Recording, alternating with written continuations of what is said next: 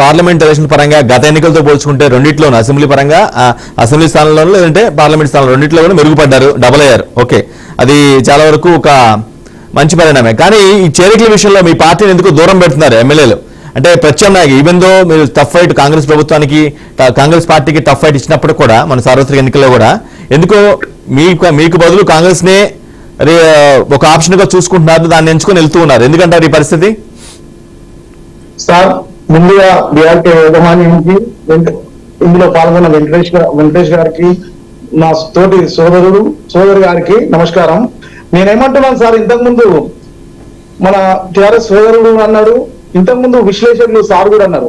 మా పార్టీ వచ్చే వరకు మీరు ముందు గతంలో చూశారు, ఈటల రాజేందర్ గారు మా పార్టీలోకి వచ్చిన తర్వాత రాజీనామా చేసి బై ఎలక్షన్లకు వెళ్ళారు. కానీ అప్పుడు మేము పార్టీలోకి తీసుకున్నామండి.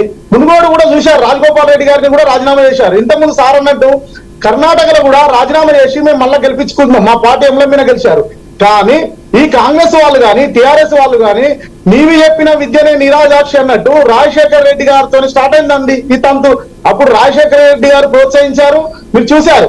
అలాగనే తర్వాత అదే తంతును కేసీఆర్ కొనసాగించి వస్తుంటే మేము ఇప్పుడు ఎవరి కుట్టిలో మనం అనకూడదు, కానీ ఎవరి కుట్టిలో బిడ్డ అయినా కూడా మన బిడ్డ అన్నట్టు అందరూ చేర్చుకున్నారండి మందలాగా. ఇప్పుడు అదే తోవలో రేవంత్ రెడ్డి గారు వెళ్తుర్రు. వీళ్ళు ఏం చేస్తుర్రు? వాళ్ళకి అవసరం లేకున్నా, ప్రభుత్వానికి ఎటువంటి నష్టం లేకుండా నేర్చుకుంటారు. కానీ మిగతా పాలన గాడి తప్పుతుంది, పాలన పక్క పెట్టి దీని మీద పడ్డారు. ఎంతవరకు కరెక్ట్ అండి? ఇప్పుడు మొన్నటి కొన్న ఫోన్ ట్యాపింగ్ విషయం వచ్చింది టీవీ మాధ్యమాల ద్వారా, దాన్ని పక్కకు పెట్టారు. మరి నిర్లక్ష్యం 4 రోజులు టీవీ మాధ్యమాల ద్వారా వచ్చింది. నవీన్ గారు మీరు వినాలి, సహకరించాలి. నవీన్ గారు నేనేమంటున్నానంటే, ఒకవేళ రాజీనామా చేసి వస్తే ఖచ్చితంగా చేర్చుకుంటారా? అంతేనా? మీ పార్టీ పాలసీ రాజీనామా చేయాలి కదండి. మా పార్టీ సిద్ధాంతం వచ్చినప్పుడు వాళ్ళు మా పార్టీలోకి రావాలంటే రాజీనామా చేసి మా సిద్ధాంతాన్ని నమ్ముకొని వచ్చినప్పుడు, దేశం కోసం ధర్మం కోసం వచ్చినప్పుడు చేసుకుంటాం. కానీ రాజీనామా చేసి రావాలి కదండి. ఎందుకంటే వాళ్ళని ప్రజలు ఎన్నుకోబట్టారు కదా. ఇప్పుడు ఈటల రాజేందర్ గారు కూడా, మునుగోడులో రాజగోపాల్ రెడ్డి గారు కూడా మీరే చూశారు కదండి, రాజీనామా చేసి మా పార్టీలో చేరారు. కానీ మేము చేర్చుకొని స్పీకర్ గారికి ఇచ్చినా కూడా గతంలో కూడా కేసీఆర్ గారు, తలసాని శ్రీనివాస్ యాదవ్ గారు కానీ మిగతా వాళ్ళని కానీ మంత్రి పదవి ఇచ్చారు ఏకంగా. ఇది రాజ్యాంగంలో ఉన్నదా అంటే కన్నా? మేమేమంటున్నామంటే, వీళ్ళు పాలన పక్కకు పెట్టి ఎమ్మెల్యేలు అవసరం లేకుండా రేవంత్ రెడ్డి గారు ప్రోత్సహిస్తారు. ఇదే విషయం కేసీఆర్ కూడా గతంలో ప్రతిపక్షం ఉండకూడదు అన్నది డిక్టేటర్ పాలన చేసిండు. ఇప్పుడు ఇంతకుముందు అన్నారు రేవంత్ రెడ్డి గారు ఈ చెట్టు మీద కాకి, ఆ చెట్టు మీద వాళ్ళతో కాచేస్తామన్నారు. ఇప్పుడు కేసీఆర్ గారు కూడా ప్రశ్నించే వాళ్ళు ఉండదని డిక్టేటర్షిప్ పాలన చేసిండు. ఎవరు ప్రశ్నించినా కూడా వాళ్ళని జైల్లో పెట్టడం. ఆయన కూడా ఎన్నో మాటలు మాట్లాడాడు, దళితుని ముఖ్యమంత్రి చేస్తా అన్నాడు. మొదటి తూట అయినా మొదటి లాట అయినా తెలంగాణ కోసం నేను పడతా అన్నాడు. నేను ఒక ముసలాడు, ఒక ముసలినాను, ఒక సంకకుండి సారెడు బియ్యం సర్దిపోవ పెట్టుకుంటే మేము తింటామన్నాడు. కానీ ఇలా కోట్ల రూపాయలు, లక్షల కోట్ల రూపాయలు ఫామ్ హౌస్ ఇవన్నీ దాన్ని సంపాదించుకున్నాడు. ఇప్పుడు కూడా వీళ్ళు పోయే వాళ్ళు కూడా వీళ్ళ ఆలోచన విధానం ఏంది? ప్రజలకు ఏదో ఎరగబెడదామని కాదు.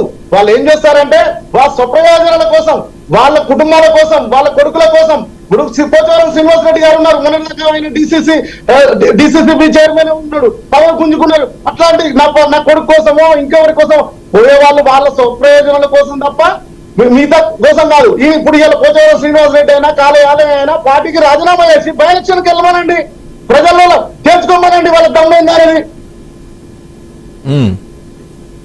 అంతే కదండి. ఇప్పుడు ఒక పార్టీ నుంచి వచ్చి ఇంకో పార్టీలో చేరి మేము నియోజకవర్గ అభివృద్ధి అని చెప్పడము, ఇంకా ప్రజలకు ఏదో వాళ్ళు ప్రజల చేత ఎన్నుకోబడ్డ ఎమ్మెల్యేలు కాబట్టి వాళ్ళు పార్టీకి రాజీనామా చేసి బై ఎలక్షన్లకు వెళ్ళమనండి, పార్టీలో వెళ్ళమనండి. వద్దంటలేము కదా. ఏ పార్టీ అయినా కేసీఆర్ అని ఏ పాట ఏది అయితే పాటించిండో నవీన్ గారు ధరణి పోర్టల్ అన్నాడు, పక్కన పెట్టాడు. ఇప్పుడు రైతు బంధు అన్నాడు, రైతు బంధు ఏంటంటే రైతు రుణమాఫీ అంటే ఒక డెడ్ లైన్ పెట్టిండు. డిసెంబర్ ఎప్పుడో 9 ఇస్తాడు, ఆగస్టు 15 అన్నాడు. ప్రజలకు పంటకు అవసరం ఉన్నాయి, రైతు బంధు ఇవ్వడం లేదు.